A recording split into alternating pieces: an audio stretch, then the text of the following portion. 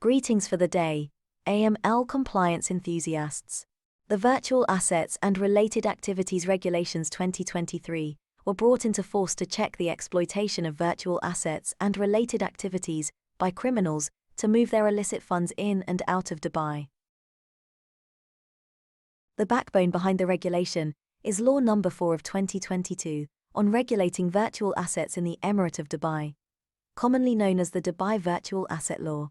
This law recognizes Federal AML CFT Laws, which are enforced throughout the UAE for combating financial crimes.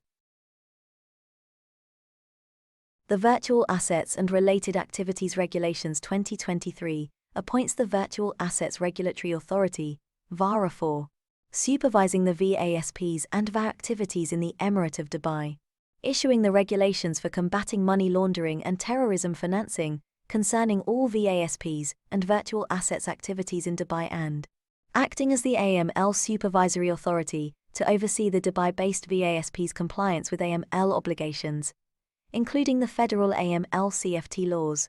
The regulations provide for mandatory compliance with AML measures by VASP operating in Dubai, in line with FATF recommendations and Federal AML CFT Laws.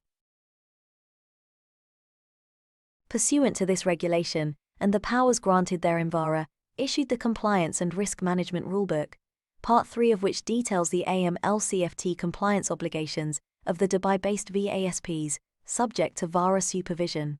The Compliance and Risk Management Rulebook mandates the VASPs to assess their business exposure to financial crime associated with their virtual assets activities, develop and implement robust AML CFT policies and procedures and controls to manage the MLFT risks, in accordance with the provisions of Federal AML CFT laws and standards recommended by FATF in relation to virtual assets.